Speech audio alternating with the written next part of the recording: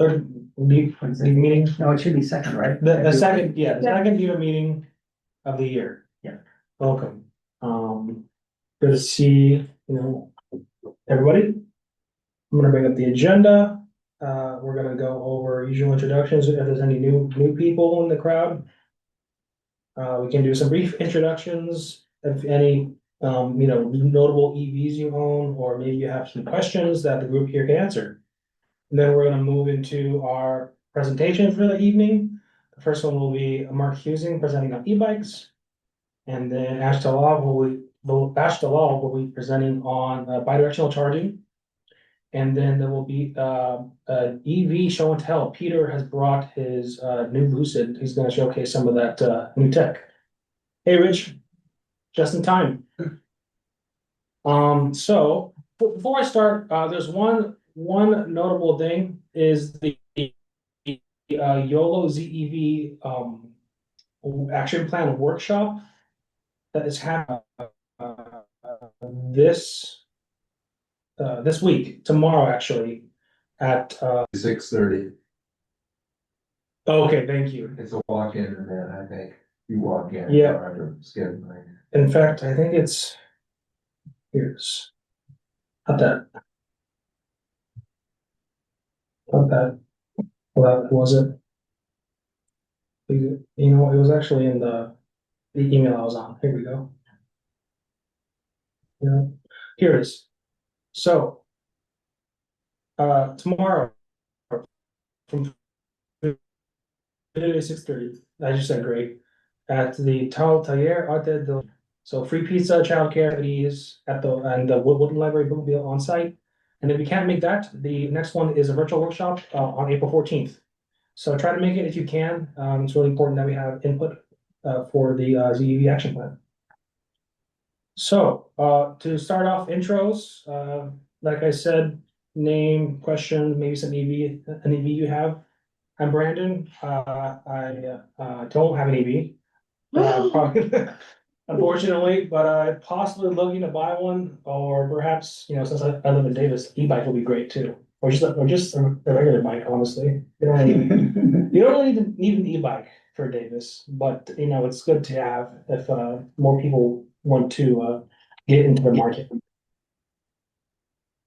But anyone like to introduce themselves? New faces, familiar faces, quick hi. I'm Jeannie Saraceni. I'm his wife. Nice to meet you, Jeannie. Thanks for coming. Thank you. And I'm Fabrizio Saraceni. And I have Turned it on. Honest. Talk to you. what's that? I've I've got 4 EVs now. Original Tesla Roadster, the Dodge Charger Daytona that's outside, BMW i4 M50, and a Chevy Equinox EV. Nice. Going around. So I'm Peter Mackin. I'm president of the Sacramento EV Association. And I have, my family has 2 EVs. We have a Lucid Air and also a Volvo C40. Thanks, Peter. We're Barbara and Robert. Who's Robert? We have our beloved 2016 Nissan Leaf. We're looking to buy a 2026 Leaf. They're in short supply. But we're hoping to keep Robert's gas car alive long enough for a new Leaf to come on the market. Thanks, Barbara. I'm Brad Stoner. I've been in and out of it, and I've got a 22-year-old.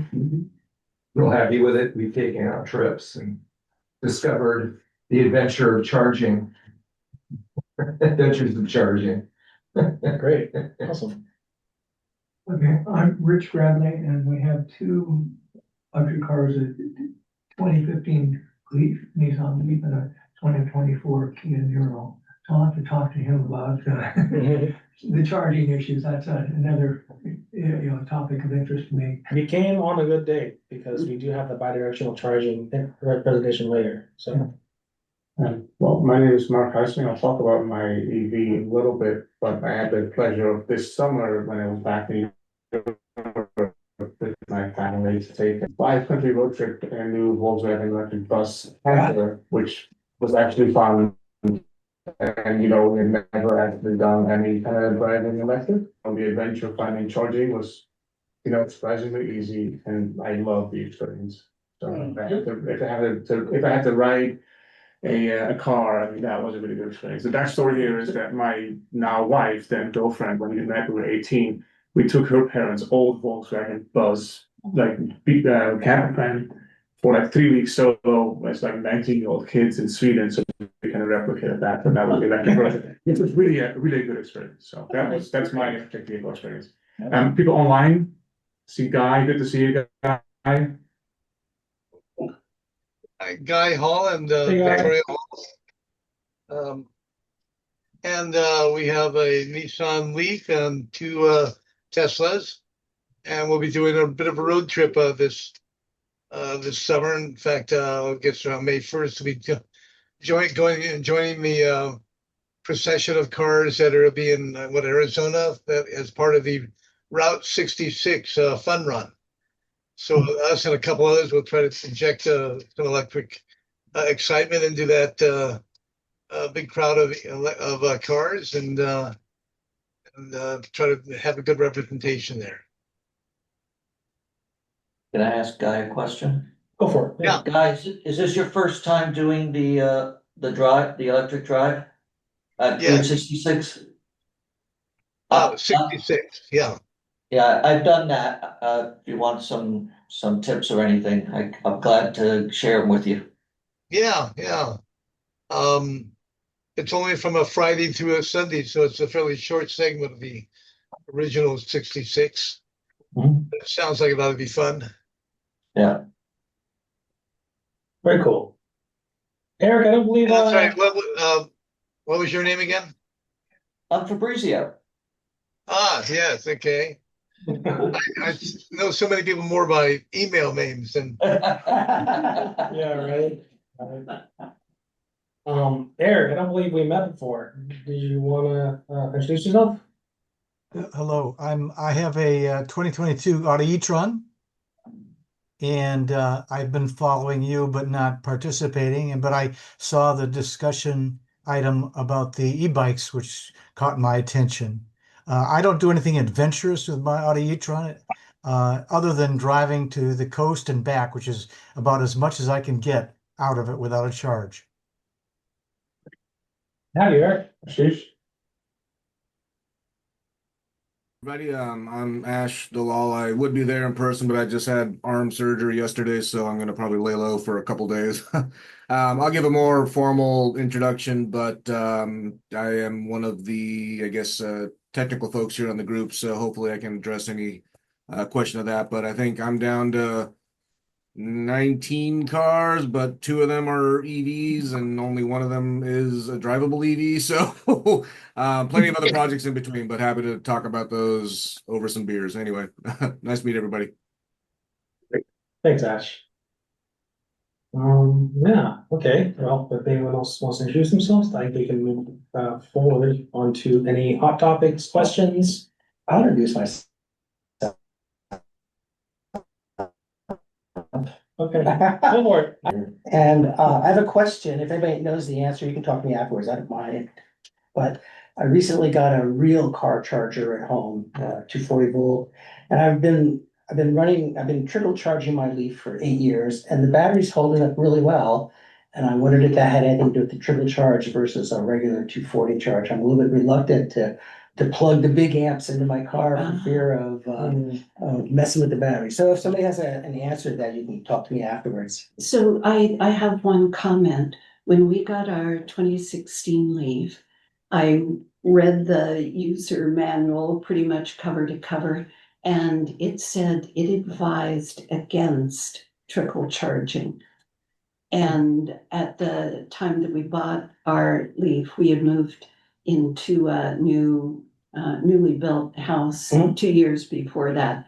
And we had two 240-volt outlets, so we charged it from the very beginning on 240. But I always wondered, why would Nissan say, they advised against trickle charging? Okay, maybe my concerns So are back. one of the reasons why one of the reasons why they actually do that is because imagine a trough of water with a little hole in it. You know, as you're filling it more and more and more, the leak is still continuing. And so what you're basically doing with level one or trickle charging is really just maintaining the loads. So you're just maintaining that water level while there's still the drip of maintaining, you know, hey, let's tell me how the, you know, voltage is, how the management system is. And so all the internal controls are still running. And so that load is where that drip is going from. And so all you're really doing is just holding that. And so because of that, you know, you don't really dedicate that charge now to the battery, which is where it's supposed to go. And that's where level two comes in, where you not only satisfy the drip, but now you're filling that trough up to where it should be, which is now dedicating most of that excess power to the battery. So you get the benefit of full charging, but the only problem with the trickle charges is you're not doing enough to the battery, and instead you're just managing the rest of the system to stay on. Okay, so maybe my concerns are misplaced. Well, actually, I'd say no, they're not. Oh, okay. Because if you watched any of the webinars that are done by the Electric Vehicle Society in Canada, they've done a number of presentations, and basically the recommended, and this is from a professor that tests lithium-ion batteries and basically tests them to destruction. And and what he says is you'll get the longest life out of a battery by slow charging and keeping, basically, if you drive it, say 5 miles, charge it every day. Oh, okay. Because there's no memory. It's not like typical NiCads or anything like that. Yeah. So just charge it every single night and do trickle charge, because of the enemy of the life of lithium-ion batteries is heat. That's the main thing. And the second thing is depth of discharge. And that's why, you know, car manufacturers say, well, try to keep it between 20 and 80%. Yeah. For that reason. Yeah. Charger, go ahead and use it, but use it in the wintertime when it's cold. And then trickle charge in the summer when it's hot. Yeah, okay. Thank you. You also might be able to adjust the amperage that it puts out. Yeah, that's another option. Yeah, I need to look into that. Or that how much the leaf will accept. Yeah. That could also extend the life by lowering the amperage. Great. Thanks. Interesting. No, that was a great question. It makes me wonder if, you know, there's gonna be a market for like smart EV chargers. You know? There is. There is? Yeah. Oh, okay, right. You can probably program your charging to do whatever time of day the charge is cheap. Right? I mean, that's you can now get it to program, but when you switch on your oven, it's gonna just prioritize your oven over your There's all kinds of really neat tools to make the thinking and the planning out of it. The other thing to consider, just to help, the 110 and the 240. Think of it as a size of a pipe of water. So the 110 is smaller than the 240. So the flow, the amount of water that goes through is going to be greater in the 240, but the amps is how fast that flows through. So you can actually, if you're able to, if you have the right amperage, you could actually put more charge in on a 110 if you could do high amperage and low amperage on a 240. Multiply the two, and that tells you how many watt hours you're putting in. Okay, thanks. So you can play around with that. It's all, Oh, I thought that was somebody's phone. Yes, you want to say that he's there. Hey, puppy. He has a hot topic. He drives an EV. So I'll ask the group again, before we move into presentations, if anyone has any more questions or comments, observations. Barbara? I have a question for the group. So eventually I'm gonna get discouraged about my inability to find an available six leaf. And so I wanna keep it small. I would like the 300 miles that the new Leaf has, but an alternative might be the Bolt. And I forget what they've got, 240 or something for the new Bolt. It's not that much. But I think your problem with the Bolt is gonna be the same problem that you had with the Leaf. Oh, finding one? Okay, same deal, huh? How about the Fiats? No, that's not enough. You want large mileage. I'm looking for 300. If I could get a 250 would be okay. The Equinox is 319. Yeah, it's a little bigger than than I one. would like, yeah. But, you know, in the end, it sounds like it's gonna be a compromise. I wonder why they're not making more bolts and more, I don't know if it's leaves or leaves. I never know. But why aren't they making more of those? I think there's got to be a decent market for that. For the Probably is now. Yes. The Bolt, they were switching over. They had an older battery and then GM Yeah. moved to the Ultium battery configuration, and they're supposed to come out with a replacement. They were supposed to come out with a replacement Bolt using the new battery technology. Right, yeah, that's, I think it's out already, and that's the problem. Yeah, the new, in fact, the They're Woodland selling like dealership even hotcakes, has a few. trying to find one. What do people think of bolts in general? I have no complaints about it. Oh, okay. I drove 30,000 miles in 1 year, and my average energy consumption dropped after I had the cooling fluid maintained.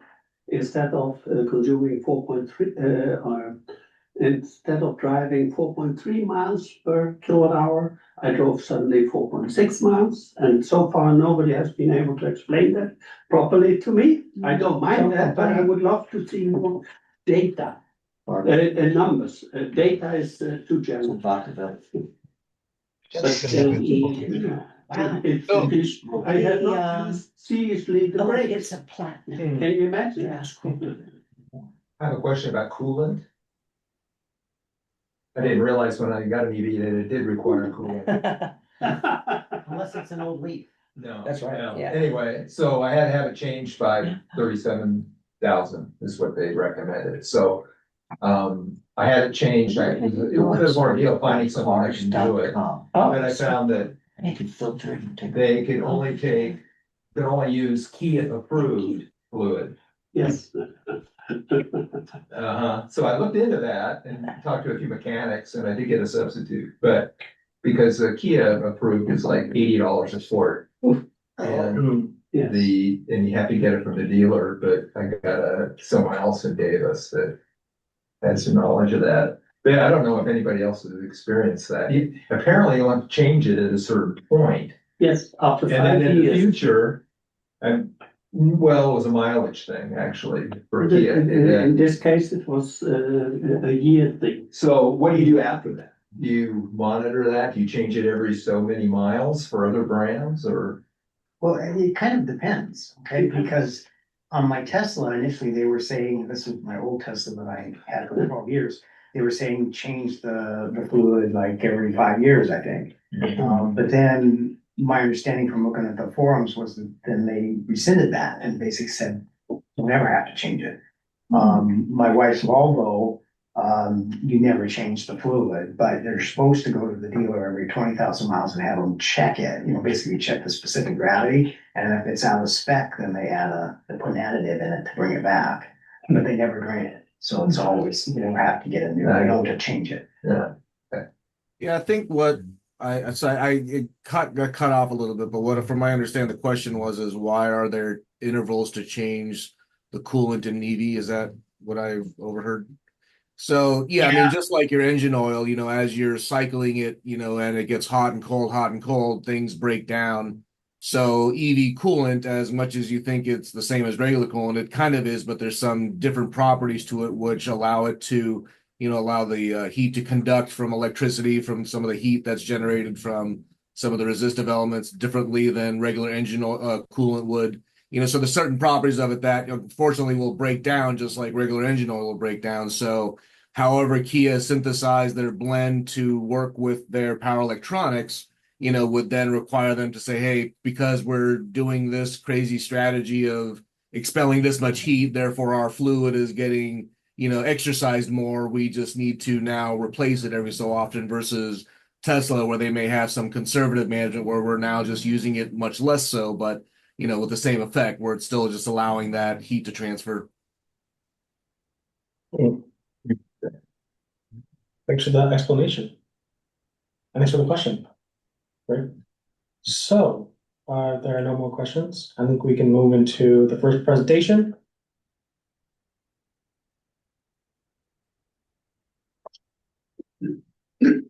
Right. Can people online hear me okay? The L mic should be picking you up. Good. Yeah.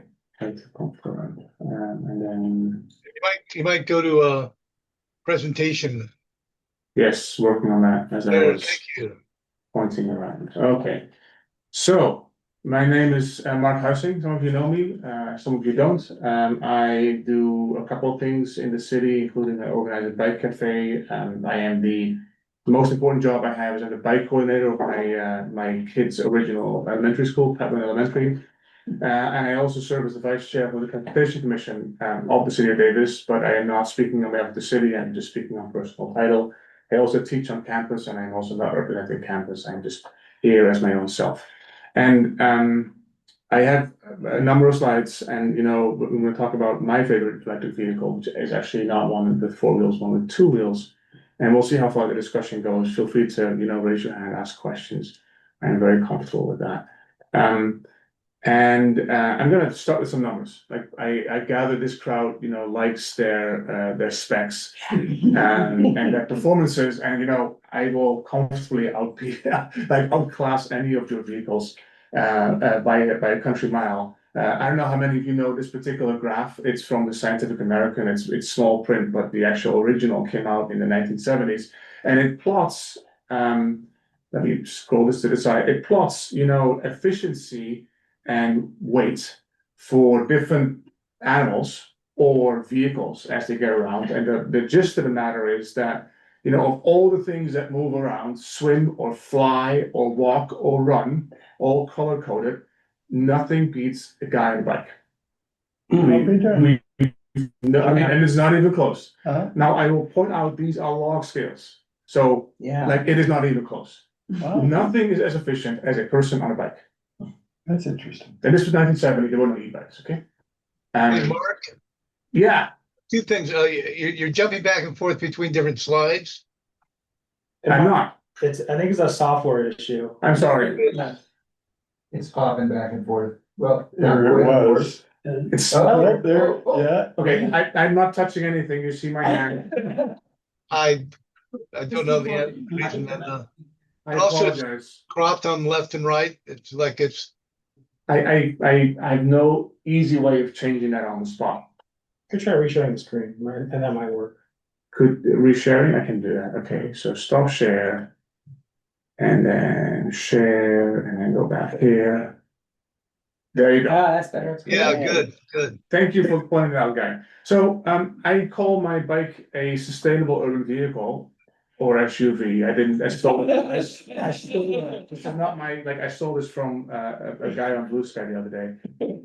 I've had this particular one for about 20 months. It's my first e-bike. Initially, I thought I would have it for the occasional grocery run. It's a big one, as you can tell. I should go back a slide. That's me with my kids, and my middle kid who was there reading a cartoon. He cannot read in the car, but he was totally comfortable reading in that e-bike. I have had it for 20 months. I rode 4,500 miles, basically because all my local trips to drop my kids up to school. I happen to be living and working in Davis.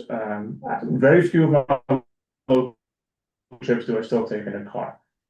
I'm used to that, as you can pick up. I'm not American, I'm Dutch. It's actually something I'm very familiar with. I have lived in San Diego for a decade. I didn't even own a bike. It's just too dangerous. Davis has, you know, there's lots of problems with Davis, but at the same time, there's good enough bike infrastructure that I can do this. And that means about 225 miles a month, about 7.5 miles a day. You all take easily that many bikes, that many miles on your local streets, but most of you take a car. And you know, you think you're taking an electric vehicle is better than an ICE vehicle, but there is issues with cars in general. I have one. It's not even an EV. It's an actual old-fashioned SUV. I just told you I used the car over the summer. Cars have a useful purpose. And you know, I met both Peter and Guy about a month ago, and you know, we had a very brief but good conversation where I think we share a goal of getting people out of ICE vehicles. And sometimes an electric vehicle is a really good tool for that. But I'm going to make the argument today that having lived in places that don't look like American cities, there is so many benefits of not using cars as the default within cities. Right. That's what it's saying. Okay. So I'm missing you one value, the energy you control. oh, I'm not done yet. We'll get there. It comes later. Okay. So this 4,500 miles over 20 months took in total 64 kilowatt hours. That's less than a typical US EV battery. Maybe for a leaf or a Bolt, it is about typically the size of a current 2026 EV. Like that's what it took. And if you charge the thing at home, it will be $20 at your typical PG&E charging rates. Yeah. And the distance that 4,500 miles means it's from here to New Orleans and back. And I'm not like most of my trips are 2-3 miles. Like I took it once across the causeway to go to the No Kings protest, but normally I don't. And I'm not advocating people do that at all. It's a terrible ride. The distance is not the issue there. But no, all that I'm not like most of my trips are 2 miles or less, 3 miles or less. Like it's easy. Like I can without racing, you know, door to door. If you factor in parking for sure, anything between 0 and 3 miles in Davis. You're not going to beat me in my bike. It'll be a wash time-wise. There is not a time saving here. Most people in most of their trips, they just transport themselves.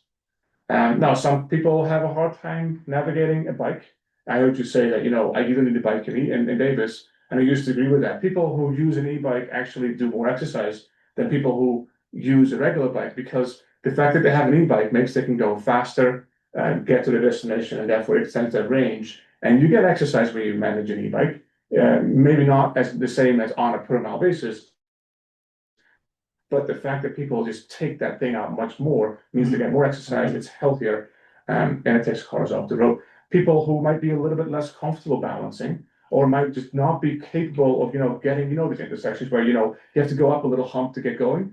If you have to do it from standstill, my 72-year-old mom, who is perfectly fine, has biked all her life with 4 grocery bags and 2 kids on the bike when she was, you know, my mom and still younger. She benefits from the fact that she can get a little assist. So the e-bikes that I'm talking about here, class 1 pedal assists, they extend the range, the abilities, the age range, the physical ability range for many more people. So the point I'm making here, places that do this well, it is not just young people who are fit on bikes. It is like people of all ages and abilities, including people in wheelchairs who take advantage of good developed cycling infrastructure, and it takes cars off the road. Okay, so if you want to take your regular bike and bike, my kids go to they have their own e-bike, they have a regular bike, and it's good for you. But don't dismiss the inclusiveness of having, you know, e-bikes as a transportation tool, because many people in Davis, I hope to be one of them one day, should face the decision: do I still drive a car? And if all you can use to get around in a town like Davis or Sacramento is a car, and you're all of a sudden without one, well, then you're getting lonely very quickly. If you have a city where you can actually have, for short local trips, walk places or ride places, you all of a sudden prevent people getting in social isolation when the moment comes that they really ought no longer be driving. Because I hope that all of us live long enough to have to make that decision. Okay? May I ask a question? Yes, please go ahead. You mentioned something, and you mentioned class 1 Yes. e-bike. Are there different classes? Yes. Yes, it's a little confusing. I'm not a big fan. I'm not defending it, but there's 3 legal e-bikes in California. Class 1, pedal minus one of those, capped at 20 miles an hour. Class 2, throttle only, so you don't have to pedal, but there's still pedals on it, capped at 20 miles an hour. And there's a class 3, I think it's pedal assist with the throttle, capped at 28 miles an hour. Many of the e-bikes that people rail against are actually not legal e-bikes. electric motorcycles. And there's issues with that. I am not a fan of them, like many people are not, for two reasons. There's actually concerns with them, but they also poison the discussion that we're having, because I'm going to make the case that we absolutely need these devices for a whole host of reasons. So back to my miles so far, 4,500 miles. I would have used about 1,564 kilowatt hours if my car was electric, if I had taken no trip in the car, ballpark numbers. We can nitpick about whether it's a couple hundred kilowatt hours more or less, but that's what it is. 24 times as much. And this is my big cargo bike. This is not a conventional, like regular, like pedal assist e-bike. My e-bike has a half kilowatt hour battery.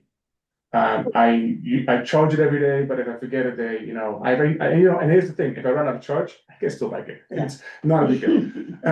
That would have cost me 2 months of average Yolo County electricity just if I had charged it at home, more if I had charged it at a charging station.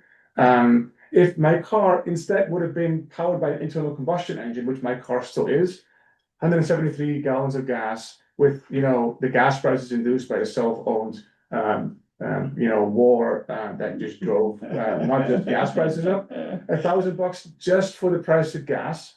And if I factor in the fact that, it costs in Davis $13,384 on average for a family to own a car.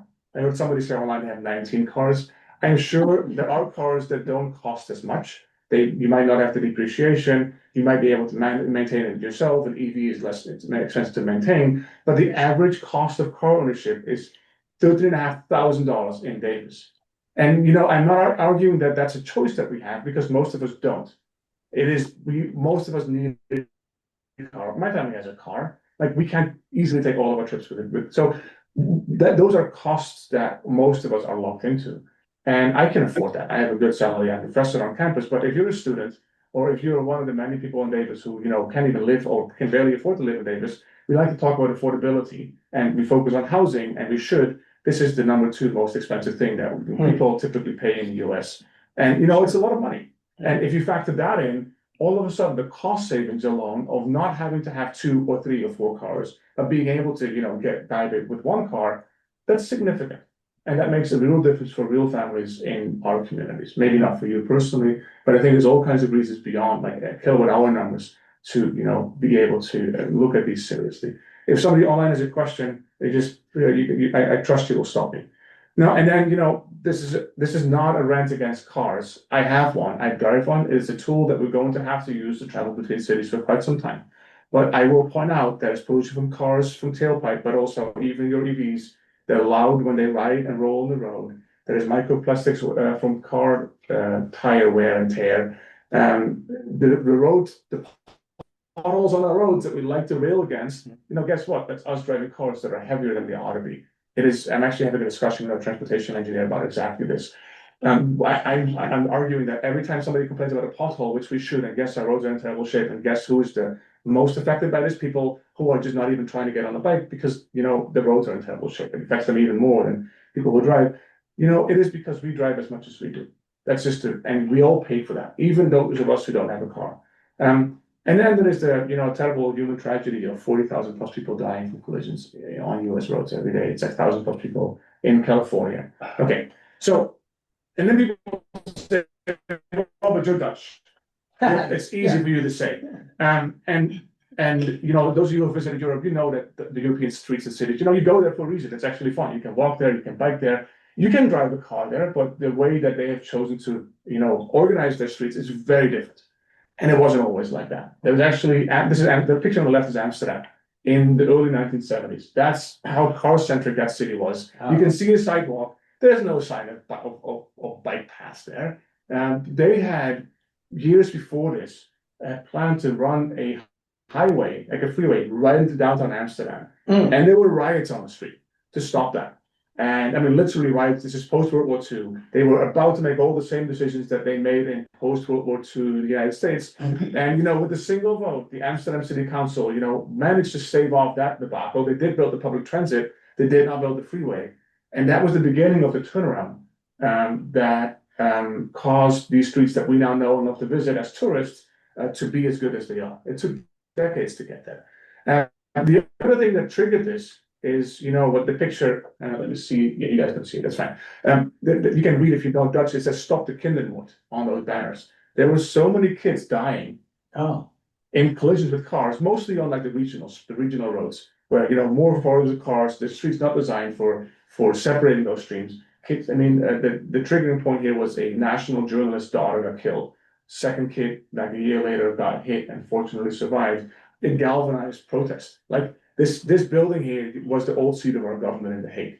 Like there were national protests, there were outrage, and here's why. This is the two lines. The blue line gives you the gradual national increase in population. So we had 60 million people in the Netherlands when I grew up. Back in the early 70s, we had a shocking amount of death in traffic, equivalent to what we still have in the US today. And because of those protests, people really started to change how they built the street. And you can see that precipitous decline in traffic deaths. This is not just cyclists, but a lot of there's similar graphs of kids dying in traffic.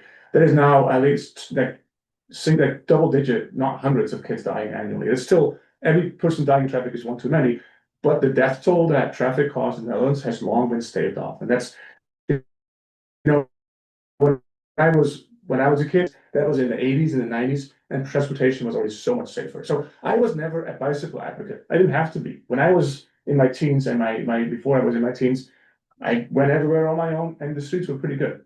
Every time I go back now, I've been in California 20 years, they are so much better now than they were when I grew up. But they were pretty good when I grew up, to the point that I was just navigating my streets independently at a young age because the streets were good. Like I didn't have to advocate. I never knew anything different from that. Yeah. Okay?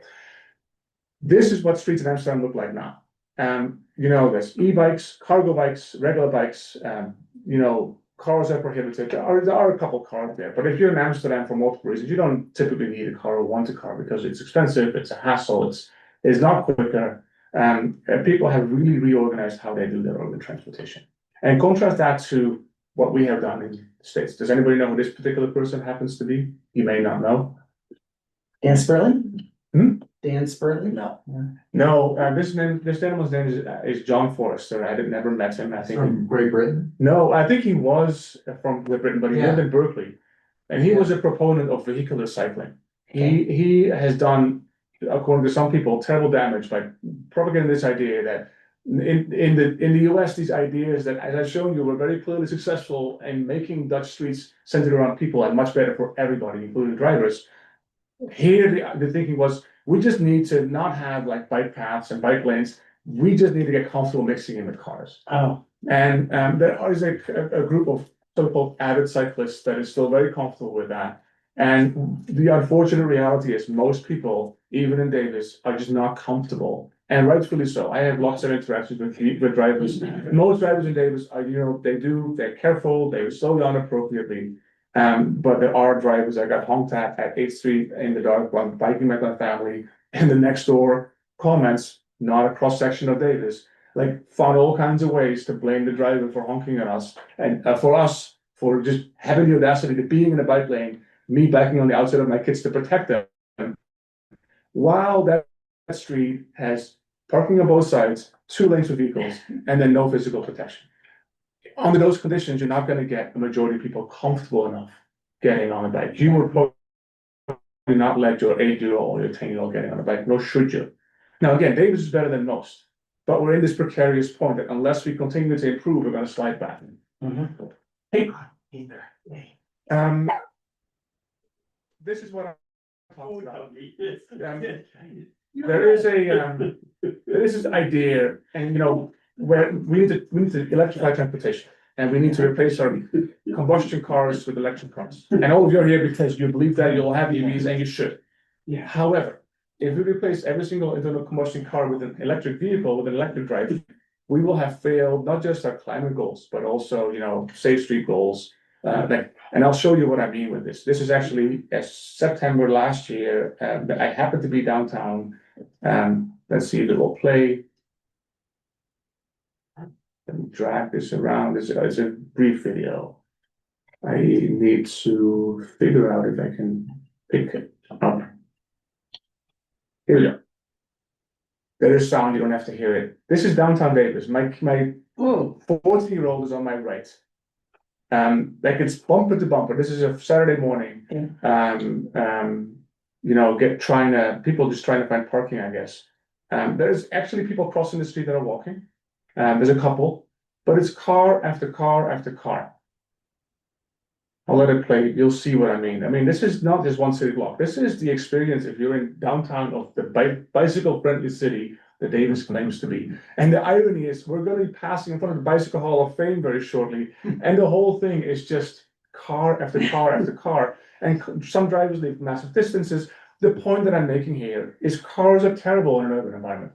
They have a geometry problem. They just have a physical footprint. Even the small European-sized cars, they are just ineffective tools for transportation in a confined setting. And the drivetrain just doesn't make a difference here. The footprint is the footprint, and most of these cars will have a single person in it. And as clearly they're all like circling trying to find parking, they make the environment very hard, very unfriendly for people. My kid is actually, you can't hear it because there's no sound on. He's telling me, hey, Dad, you're pretty visible. I'm a big guy on a big bike. He's like, they don't see me. He's a big guy. He's actually 6'2", 6'3" by now. He's not a small kid anymore. It is by design, and I'm calling it explicitly that, because we neglected this to design the place better. It is discouraging more people to do what we do. Imagine how much better farmers market would be if more. But it would be better for you too, because you wouldn't have to stand in line for parking. So the point I'm making here, and the thing that European cities have learned, I mean, Paris most recently, Brussels most recently, every city who tries this knows and finds out that, everything gets better if for these short local trips, we don't, save the vehicles to go to trips that are away from where people are. And that doesn't mean that most cities and streets in the Netherlands, you can also drive a car. But we have designed it very differently so that we take the speed out of the equation. We make physically protected spaces so that, the question is your city good enough that your 10-year-old can independently go to sports or go to your friends? And if the answer to that is no, then you're not done. You're not going to get there overnight, but that's the benchmark that people have set for themselves, and they're reaping the benefits from that. So some people would see this whole video and they point out the fact that we just got passed by a delivery driver in a scooter. If that's what you focus on, then you have missed the mark here. Like there are issues with electric bikes. We can talk about them at length. Regardless of your vehicle choice, people do crappy stuff sometimes, right? And I'm not excusing that. I have called out people on e-bikes just as much as I've called out people on cars. But the fact of the matter is, the bigger risk, climate risk, damage risk, public health risk, traffic risk, is whenever there's a car involved, the outcome is worse. It doesn't mean that cars are bad tools. If we can get away with fewer cars, like it's cheaper, it's better, up on all accounts. Okay. I was driving recently in town. Yeah. And I was wondering that my average speed from home, town, doing different things. Yeah. Was not more than, it was below 10 miles per hour. Yeah, not surprised. My thing is capped at 20 miles an hour. With a bike, you do it fast.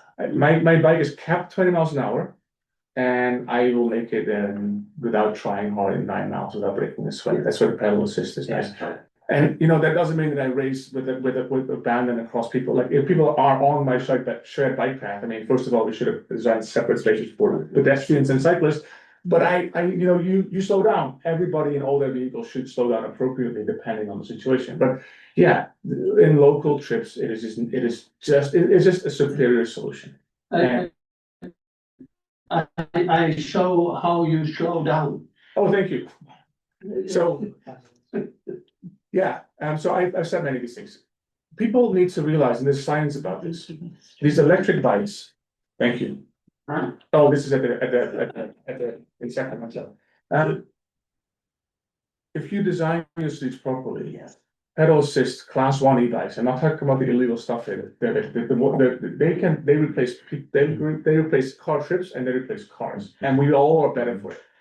And if the city of Davis wants to make our climate goals, 81% of our 2016 greenhouse gas inventory comes from transportation of cars on the road. Yeah. We will not meet our climate goals if we don't tackle that, and we're just not going to do that by just slowly replacing. We are at 9% EV adoption, which is better than what most communities are. we're not gonna get there if all we're gonna do is replace like for like. And it's not just for climate reasons, you know, I am not spending time not time and not money in downtown because I just don't like the place. I think it's an unpleasant place to be because everywhere you are, there are drivers and cars, and there are not even barriers in place to prevent a driver from doing something stupid. I know what properly designed streets look like. I have never thought about them, but now that I don't have them here, the difference is so stark. And you guys, people who are grown up in the US, you have no idea what you could have if you asked for this. And it doesn't mean that we should not have cars. There will always be cars for the next couple of generations in the transportation landscape, both in Europe and here. This is not me saying cars are bad for all solutions, but cars in an urban environment are. There is the cost portion of this, like they're much more affordable. Mine is an expensive one. I paid 8K. I got a 24-month no interest loan, and then I'm done. A new car average in the US, $55,000. They're so expensive. People take out 7-year loans. Deep in debt. The moment they drive it off the lot, they're depreciating like faster and they're underwater. Like, and I'm sorry, but that should not be normal. We should talk about that. Like, yes, we have locked people into needing cars, but the fact that we put such an amount of our income to something, you know, where the money goes to a car company, to an oil company, to a utility company, to an insurance company, who are all not local companies, that's all money that's flowing out of a local economy that is not staying here, that is not spending and rolling locally. Almost all of that goes away. So there's that. So what should we do? We should embrace this. Now, we should know our numbers. We should know our numbers as well. Let me close with this because I want to wrap this up. There is a lot, and rightfully so, concern about e-bikes. There's a really good report that came out about e-bike safety in California. It was mandated by the Senate. It came out in December. It's comprehensive. I can ask Brandon to send out the link. Here are the summary options. The number one listed summary recommendation that they gave is build better infrastructure. Do it on state facilities and support cities for doing the same thing. So what I mean here is design it so that cars and bikes and people, pedestrians, are not needing to mix. There's engineered conflict out of it, and that just makes everybody better, safer. Do away with the illegal e-bikes. They say in the next slide, here, a major stumbling block to understanding electric bike safety is that many of the bikes that cause grief are actually not legal on our streets. Just let's get rid of them. We had a similar problem with motorcycles, like that 16-year-olds in the Netherlands were driving. Same thing. We put them on the road with the vehicles, and that helped a lot with safety. There are real concerns here, but those are vehicles that are already not legal. So while we deal with that, we need to, I'm arguing, embrace bikes, and that includes class 1 pedal assist e-bikes. And even though that's not for you, everybody who takes their local trip on an e-bike helps you as well. So I'll close by arguing, be kind to a cyclist. And if you see people on a bike do stupid stuff, by all means call them out. Be a little bit patient and with some courtesy. But yeah, I'm not excusing people on bikes doing, a whole bunch of stuff. But sometimes ask yourself, well, why is this person on the sidewalk? Maybe it's because there isn't a good biking path. Yeah. And sometimes it's because they're just stupid and you call them out. So again, I'm not here to excuse all cyclist behavior being good, but as a transportation tool, for all the right reasons, I think we absolutely need them. And while you might be motivated to call out, we have concerns about safety, which I would share. Also encourage our local politicians and leaders. Okay, we want to have streets that are designed better, so that more people for their short local trips can go independently to their school. I mean, my 14-year-old has gone to homes for 3 years. I've never driven him, and that saved me a ton of time. I'm lazy. And that's why I like my kids to be able to, be safe enough on our local streets to go there. I'll stop there. I'm happy to linger and answer questions. And I know that we have Ash taking over and doing the next presentation. What did the US learn from your country then as far as e-bikes? Invest in the infrastructure. Invest in the physically protected infrastructure. It's not super hard. Most people will, be discouraged from just get these little Zillows, these little armadillo things you can bolt on the pavement. It doesn't have to cost an arm or a leg. I mean, there is labor costs involved in installing it, but there is a lot of inertia to do that kind of stuff. If you have a paint protected bike lane, if you're on the outside, you got to get, you can't do that because the driver might get mad. If you're on the inside, you're in the door zone. Like, it is just the design that we used to build them that way. I mean, the Dutch bike lanes were built that way. And we just need to move beyond that. And then, so the idea is build in the infrastructure for the traffic you want, which I'm arguing is, bicycles of all kinds, as long as they are within like this, the street legal vehicles. And people will do this. This is what they've shown time and again. Build the infrastructure that is sufficiently protected, meaning physical barriers between cars and bikes and pedestrians. And people will start using it. And it is an investment in infrastructure that repays itself many times because of the cost saved from not having to maintain much more expensive infrastructure for heavy cars.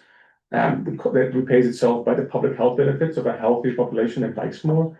That repays itself from fewer deaths, which of all the human tragedy have an economic cost to it.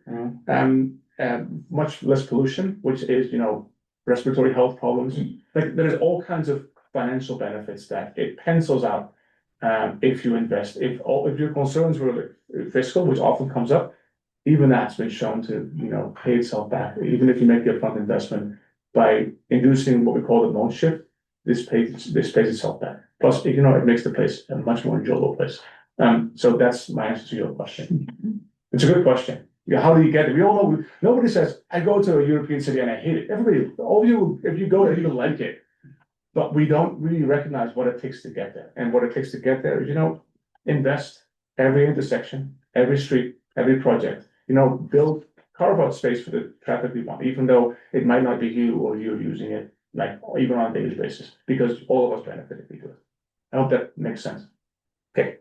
Thanks, Mark. Yeah, you're welcome. That was a great presentation. Yeah. Thank you. Yeah. You're welcome. I've been here since the seventies. Yes. My father-in-law was involved in setting up bike lanes in Davis. Thank you. So when they decided, and the city council decided to do that, they go, who else has done this? And other than going to Europe, which, maybe they should have, and learned, but I think they did send somebody over to the Netherlands. Yeah. Anyway, they established bike lanes, but they had to change the laws in California. Yeah, and they did. Yeah, I know. I mean, it's fantastic. We used to be leading, and we can resume that mantle. Like, we have good bones, as they would say. It's uncomfortable. I'm the Dutch guy, so you can't really say, well, we sent somebody to the Netherlands. Like, I know how good it can be. It can be, and we need to move forward. We need to get people, comfortable with that idea. He's done a study, interviews, you probably will know this, about why people drive into downtown. It's because that's what we know. But this generation of people in this room is all old enough that we know nothing about car dependency. The people who grew up on streets before there were cars, I mean, that was the 20s and the 1910s and 1920s. So, there is a decades-long culture of, being used to doing everything by a car, and we need to unwind that, and it's gonna not happen overnight. Okay. Go for it. It's a great discussion. No, go for it. They can have after the meeting. I'm sure we'll talk more. For the first time, I have a real value that is 15 watt per mile that he consumed for his bike. There you go. 15 watt. Okay. And what we as a person consume in average a day is 2,700 watt. Then you could put it into relationship to our own energy consumption. Thanks. Thank you. Okay, without further ado. It's okay. Ash, we're ready for you. All right. Well, appreciate that presentation, Mark. I'm afraid I might bump up that tire pollutant index the minute I sit on an e-bike, so I'm going to hold off for a little bit. Anyway, I appreciate everyone staying over for this, but just wanted to kind of touch upon some questions that we've had around bi-directional charging, and I think there was some concern earlier about it being a sales pitch. No, it's not. I'm not just trying to do that. So just trying to get everyone on the same page to really help understand, what it really is and where we really stand now with its functionality in today's kind of climate of things. So if you want to go to the next slide, please. So just a quick introduction of myself. I can see the next slide. I'm sorry. Just again, one of the technical folks here. Just have my business here in Dixon. A few folks have been by and still iterating itself, but support a lot of the workforce development in the area with training and things, but also a lot of the bespoke EV conversions and such. ones that are taking way longer than normal, but happy to answer those questions afterwards. But what I wanted to start off with was just a kind of a general concept understanding of both unidirectional, where we are right now, and then bidirectional. So we'll start off with a general understanding of unidirectional with the next slide here, by defining our sources. And so our source in this case, of course, are our grid that, supplies us with our electrical power that, then is poured into what we now consider our sink, which is the next slide.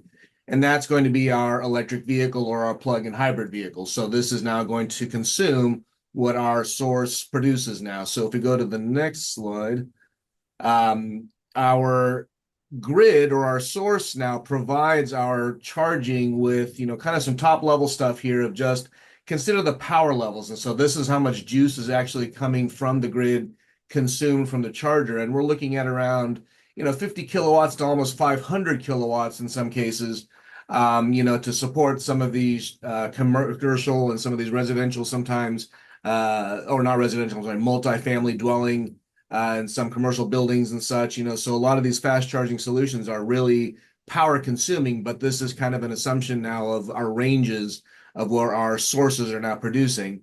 And if we go to the next slide, we now have how that's now distributed to our vehicles. And yeah, you can just go to the next slide and that'll be all three. And so we now define, all three of our outputs that our sinks are now absorbing. And then we talked about that earlier with level 1 charging and now bumping up to 208. Each one of these now has its respective power outputs now that again is a function of what the source is producing. So our sink is where that juice from the source now goes. So this is how we now can define our unidirectional charging as our grid and DC fast charger or our fast charging system, or even our regular charging system as our source, and our sink now being the EV or the plug-in hybrid in this case. So if you want to go to the next slide. So kind of looking at the top level, we've had this ecosystem in place now for well over 20 years and now have defined what that looks like as a function of how the car performs, how it communicates, but also how it really provides itself in terms of its place in the ecosystem, in terms of how it is now charging with other cars, how it's charging with other systems. It now has to play nicely with a lot of these different manufacturers, different charging systems. And because of that, the rules around unidirectional charging are still evolving. And we just kind of came across our recent change into this new standard now that is kind of consolidating everything into the Tesla plug that everyone now is more focused on. So out of all these iterations that we've had, a lot of the focus has really just been the transfer of a lot of that information and data to make fasting or make charging fasting or charging faster, and it's the pain meds. Make charging faster as well as making it safer. So the intent there is looking really at the big picture, but again, making sure that interconnectivity between vehicles and chargers is correct, and the vehicle to the grid, or the charger to the grid is correct. So between the sources and the sinks, really the standards that have been developed are really trying to perfect that to make sure everything works safely and correctly for us to get fast charging. So those standards have now been applied and have been in process to renovate themselves continually to now even create one that's specifically for medium and heavy duty trucks and that are now becoming plug-in and electric vehicles as well. And so those standards are now defined. Now, the reason why I give you the standards is to just show you that there's people working on it, so this is now a continual effort now that is continually being monitored, continually being updated. And again, now the voice of all of the technical folks now addressing these issues now that are preventing us from getting consistent charging. These rules and regulations now are helping refine that and help us get to a point where we can have a much resilient, charging experience. And so if we then go to the next slide here, we now define bidirectional charging. So before, when we had our sink as our EV, we can now consider our sink our source, because now our source in this case are the batteries inside of our vehicle. So now with the technology that we have and some of the technology that some big automakers have developed, like GM and Kia and Hyundai, a lot of these systems now have what they call bidirectional charging, where now their battery source can provide ample DC power that can now be inverted by that same charger to now output the same AC power that we use for our tools and everything. So we now have a defined pathway for that electricity to go, and those also have, their acronyms, I should say. So the first one is V2L, which is vehicle to device. I don't know why they didn't call it V2D, but it's V2L. But that really just leads into tools and appliances. And so this is now my Silverado EV or my Rivian or something, or maybe even Ford F-150. I'm sorry, those now that have actual power outlets now, where I can physically plug in my DeWalt, drill, or my hacksaw or something like that, now that I can now use as a contractor truck or anything. So with that, now I have a fixed capacity that can now deliver me consistent power as if I were to plug it in a wall. Benefit of that is now I have sustainable AC power that I can now use to also, if you go to the next slide, go back to the grid. So that we call that now V to G, and that's vehicle to grid. And this again is where the bi-directional part is, because as we saw earlier, the grid provides power to the vehicle, but now we can potentially provide power back to the grid. And this isn't as common because now this is sort of a function of the utilities, their districts and equipment, and also who's going to charge who. There's still a lot of that debate going on, but this is still a strategy now that's still trying to be refined, but more so on the bigger utility case now versus the automotive case, if that makes sense. If you go to the next slide here, now we can also distribute the V to H now, which is our V to home. So now with homes being smarter than the average bear, they have solar systems and battery systems and all sorts of crazy electronics now that are, again, in working with the internet to now provide you with access to how you manage your power. Things are becoming a lot more, accessible and a lot more efficient, but now it gives you a lot more control now, where if I were to plug in this vehicle, I now have a potential source to not only power my house, but also back up, some residual energy storage or some home energy storage system that, nowadays people are finding some value in. So V to H, V to G, and V to L are really the strategies now that this one vehicle can now support. So bidirectional charging again now is distributing this into, my tools and appliances, my grid, and my home basically. So that's kind of the big general concept there. But if you go into the next slide, that activity now and that real kind of understanding has also been under a lot of scrutiny from not only just the auto manufacturers, but now I'm dealing with the actual utility folks. Now I'm dealing with the international standards organizations, because now I'm dealing with a whole bigger picture. It's not just, trying to make it work, but now it's also trying to work, in the opposite direction. And this opposite direction may seem like it's easy because all you're doing is flipping it in reverse. But instead, now I'm backfeeding into a lot of technical areas now that still need a lot of perfecting, in the sense where there's safety and there's a lot of this communication involved to make sure everything is secure. So in order to do that, now we have the EV to EVSC kind of standards now that is not controlled by the typical car companies, but instead now an ISO requirement. Again, now we're looking at the big picture, these big folks now that are trying to come up with these regulations. These are now trying to control how this power is actually transferred, making sure that we are within power limits. Your breaker doesn't pop. Your inrush currents are, correct. So a lot of these dynamics that could potentially now disrupt your charge can also now disrupt your bidirectional charge in some cases. And so this now can prevent that with some of these standards. If we now look at the SAE front, now this is the folks that defined, again, the car communication and some of the car rules. SAE now has rules now to define bidirectional charging, looking at, again, how this communication works between each system of it, but also now at the truck level, how I'm managing this power. So let's say I have a grid that is now supporting multiple vehicles. And so now my throughput is not only managed by one vehicle, but say a fleet of multiple vehicles. And so these now all have to be, again, not only just multiplied, but configured and corrected, but also understood and how these things perform.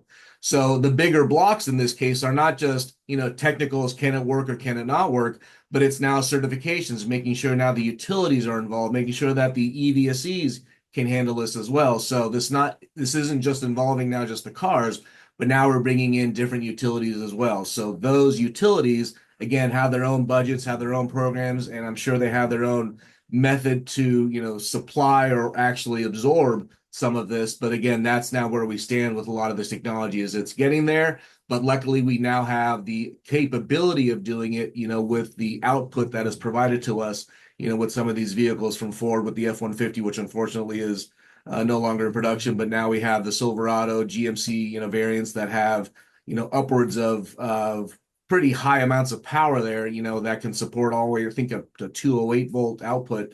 And then some of the other trucks and cars that are now coming up on the market too that are providing that utility. So we'll see a lot more things on the horizon, but we're still trying to get there. So if we take a look at some of these kind of challenges now that we face, if you go to the next slide, the challenges are now really kind of focused on a lot of things. It's not just, the big picture and the small picture, it's everything in between. So UL, for instance, manages a lot of the certifications and rules for anything that plugs into a wall. So what does a bi-directional charger in a vehicle do? It plugs into a wall at some point. So now I have to make sure that the actual hardware that's doing that on the vehicle is safe. So now the UL has to have control over that with some rules and regulations. And so if I were to now manufacture a charging system for an EV vehicle, and if I want to now comply to these rules, I now have to, perform extra engineering and actually have a new hardware piece that satisfies, the one requirement for it coming in, but now this new requirement for it coming out. The next challenge, of course, is now how it again connects to the grid, and that interconnection requirement is also being perfected by the folks of the electrical engineering folks that are now trying to understand again the communication and some of the safety around that too.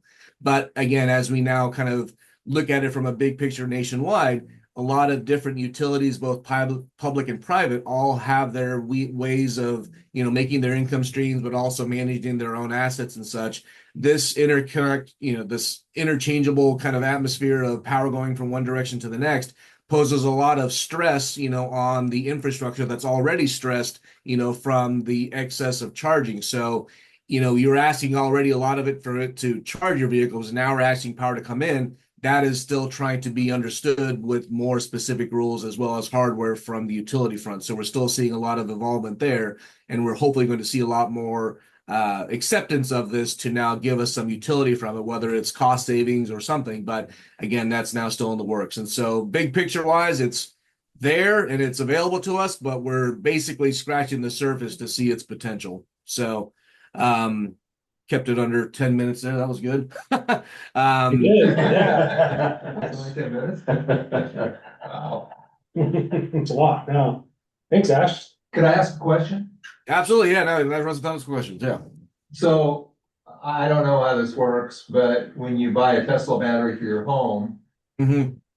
and it goes, you charge it up through the grid, and then it had to go feed into your system in your house. Is there an inverter involved? Yeah, So you're so basically taking basically, a car battery and doing the same thing. yeah, in fact, that's now kind of the popular trend now. In fact, I'm working on a few of those systems now. I just picked up two Hyundai Ionic packs that were barely 2,000 miles on them, 110 kilowatt hours for $6,000. How do you beat that? So those energy modules are, of course, far more than what you need for a solar system, but you now have the capability of taking exercised, matched high power packs now and now distribute that to any home storage system that is simply the same process now where I just, instead of having a automotive grade, thing that's going to be jumping over potholes and going 65 miles an hour, instead it's going to be sitting in the corner of my garage. The design of it now is still being perfected, but now I don't have to worry about too much where all I'm doing now is taking DC, converting it to AC. The challenge now again is making all the, crossing all the T's and dotting all the I's to make sure it talks and works correctly, of course. But that's the challenge now, but that really is much less of a challenge because that hardware already exists, So now folks like Tesla have taken that strategy and taken their same batteries, instead of putting it horizontal, they now put it vertical, and then, slap on some nice, plastic, texture to it. But inside of it has a lot of the same internals as your car battery would, but, much less severe because it's not going through a car instead, but will still go through that same home inverter system, which now has the capability of, not only powering, but now accepting. on a per kilowatt hour basis, a car battery is much more cost effective. And the way to think about what Ash is saying is, you just heard me say cars have downsides. Here, now think about if you don't have to use a car every day, which many of us don't, most cars sit idle for much of the time. Think about it as a transportation option for like longer distance in between city strips, while it is a battery on wheels. And one price, one purchase, two birds, one stone. And Ash was saying something about strain on the grid. If you can accept locally generated energy and store it locally in your car and then put it back locally in your home, you're actually helping the strain on the grid. The utility companies don't want that because they don't make any money that way. They make money from transmission, and if you generate local energy and use it locally, you basically just lock them out. That's why there's part of the reason why this takes a little while. But there's some real benefits there. And Ash, what is your best guess as to vehicle to home and then vehicle to grid? Because the barriers here are regulatory. Like, do you dare venture a guess as to how long until we see that be accepted legally on the California market? I know there's been clean tech California's been running some pilot studies. So I know they're working on, getting some real world data to see how well it works. How many years away are we?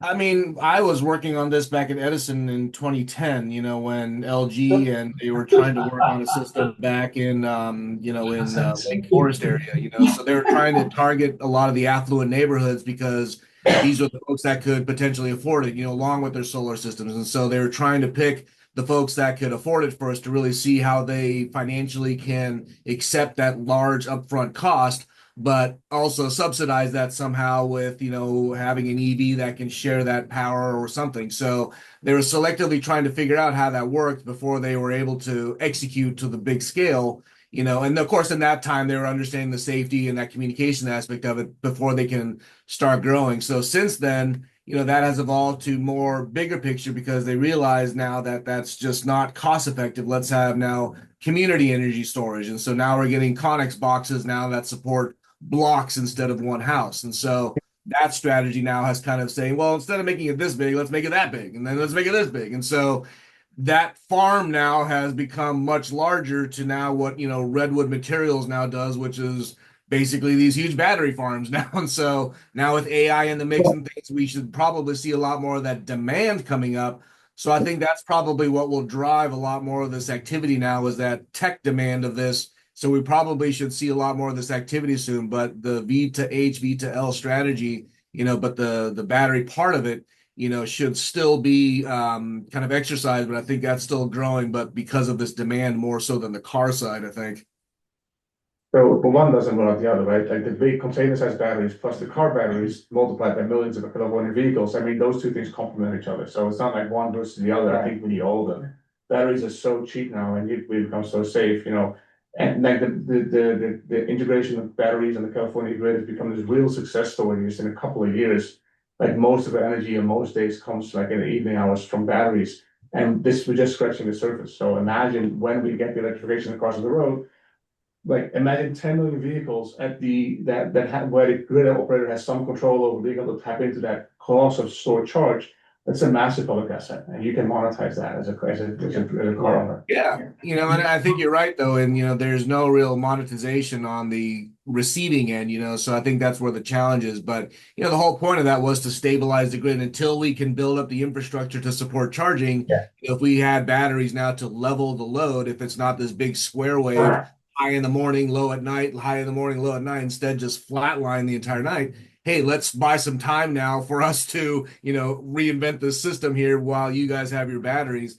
You're right. It should be shorter than expected, but, hopefully we see some of that transition here soon. But, at least there's now players in the field now that are providing products. And I think a lot of even the solar markets now are offering, these backup energy storage systems. And so I'm not sure who's supplying for them, but I think people are finally seeing the value of it, but now with the storage, like you said, as cheap as it is and the technology the way it is, it's coming down to a price point now that's a little bit more attainable, and that helps a lot too. Okay, so Yeah, Brandon, I just had a couple comments. we'll take yours and then Nathan's, then Andrew's questions before we move outside. Okay. Yeah, so first thing, I guess more is a comment. You know, just to be clear, utilities do not make a profit on energy that they sell. They only make a profit on infrastructure that they put in place. So therefore, all things being equal, whether you know, somebody sells power from their car that they'd already purchased to charge it back to the grid, the utility is not out any money because they're still making the rate of return on the transmission that's in place and the distribution facilities and all the other stuff that they have. So there's no loss to the utility. The only potential loss would be if enough of this happens such that they don't have to expand the grid, then they don't make money off the expansion because they didn't have to build it. Yes. The other thing that I wanted to, you know, just give you a feel for like numbers, you know, let's say that you had, let's be, not conservative, but like a little, it's okay to say liberal. Well, I guess whatever I'm saying, let's say that you have a bunch of cars and every car has a 100 kWh battery, and obviously they don't all have 100 kWh batteries, but just let's say that they do, and you say, well, if 50% of that battery was reserved for, you know, vehicle to grid or whatever, just basically grid support, because, you know, a 100 kWh battery in a car is probably going to give you 300 miles of range, and you're not going to need that all the time, right? So 50 kWh, let's say 1,000,000 vehicles. Okay, so now you're looking at like 50 gigawatts of energy storage, and that, well, that's 50 gigawatt hours, but the grid load in kilowatts or in gigawatts is only about 50 anyway. So I mean, that is a huge amount of energy storage. And it's, and as was mentioned earlier, I mean, if you complement that with grid-based and distribution-based storage, fixed storage, you know, you're gonna save a lot of money because you already bought the car, and now you don't have to build as much of this grid storage on the distribution-based storage. So yeah, so it's a win-win really. And what you need to do is be able to monetize that. And there's ways to do it. I mean, you know, people have all sorts of ideas as far as you know, like kind of like an Uber or you know, an aggregator basically to sign up a bunch of homeowners with vehicles and basically get all the equipment to connect that to the grid and measure the input and the output. And then they aggregate it and then they sell that, you know, storage capacity into the market and make money. And then they pay a portion of that back to the car owners. So yeah, there's ways to do it. It's just going to take time. Just take time. Thanks, Peter. I think Nathan asked a question for Andrew, so we'll get to Nathan's first. Nathan asks, is there a consensus on whether the power exchange from the car battery is quote unquote better through AC or DC? Oh, I can answer that. Yeah, if you want to take a stab at that. It doesn't matter because whether it's AC or DC, it's going to be converted to AC to go onto the grid. Yeah. Now it may be, and so it just kind of depends on, you know, where it's converted and at what voltage and how much current is flowing and how big the wires are. So it's essentially a loss issue. Yeah, what I was going to add to that too was the answer says it just depends. But should DC not be more efficient than AC? DC is more efficient, yes, but the problem is that, you know, if you're going DC from the battery, you know, because you could use like a wall box, for example. The wall box it connects in DC directly to the battery in the car, and it doesn't use the onboard car inverter.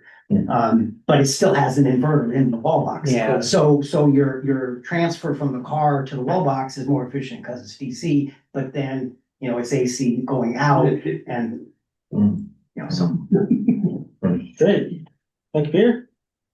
Yeah. No problem. All right. I can talk forever. Like Mark, except he talks about transportation. All right, Andrew, thank you for waiting. Please ask your question. Yeah, I have a question for Ash. I've been interested in this for a couple of years. And it appears, I mean, it's various technical issues, but Is there some generic way to look at a possible EV purchase and be able to tell whether this car might be useful in the future with this kind of system? Well, I would like to say, no, because unfortunately something like this isn't like a software fix. It isn't something that can be done with, some simple changeover unless there's some substantial redesign from the vehicle front. So if I were to now look at a vehicle to see if it has potential for that, I would then have to kind of resort to the aftermarket to now say, well, there's got to be some solution now that can either, extract it or somehow, but that hasn't really been in place. So, I don't know if there's any real forecast on what visuals or anything technical wise to scope out for on a new EV purchase, other than the fact that they actually do offer it. And so I think the F-150, things like that, that specifically say we have bi-directional charging, Hyundais and Kias, I think, have that capability now on the passenger vehicle front. But that's really the only thing that can now provide us with that sense that it has it. But for future sense, I don't know. It's really just kind of picking up on the news. I don't think there's anything visual again that can provide us with an insight of whether or not it's going to come on this specific make or not. If that answers your question. Ash, just one thing real quick. All GM cars, Yeah. Assume you're willing to spend the 10 grand it takes to put all the wall boxes on the garage wall to do it, can do vehicle to grid or vehicle to So load. yeah, that's what I was getting at too, is they may offer some, unique home system that's their own. So if I buy, like you said, a GM box might do it on their own, but it may not do it for something else. So I think that might be some, way for them to monetize on it, but also ensure that it works with their system only and we're not responsible for anybody else. So that could be kind of the next step there. And I know F-150s have the Ford Connect or something, Home Connect or something, which now has its own box. It's its own charger, it's its own management system that, basically is that home inverter system now that can replenish, any sort of energy storage that you have or provide you with AC power. But it's its own, subscription, its own package, its own hardware that you have to now, professionally install.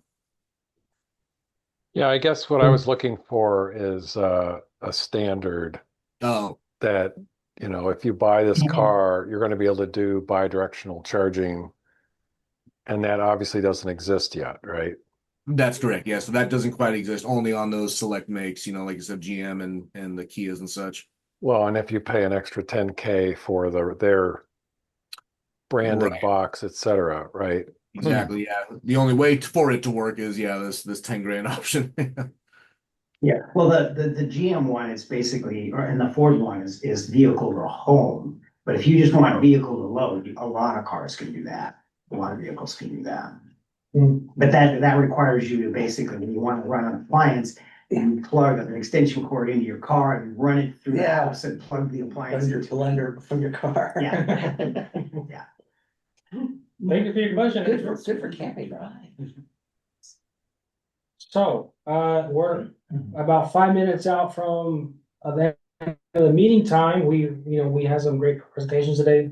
Good discussion. Truly. Yeah, thanks again to Ash and Mark for, giving some time for today's meeting. Thank you. And the rest of the meeting time, I think Peter brought his new Lucid, so we should check that out. I wanna see. Unfortunately, for FaceTime. Yeah, I don't have an extension cord on me right now, so I Yeah, can't really right. put my office camera out. Unfortunately, but yeah, I think we're gonna wrap up here. So thanks again for everybody here. All right, Thank Yeah, that was good. Thanks. and have a great evening. Yeah. Take care, everybody. Mark? Yes. We're doing the general plan. Yes, I How, I know. How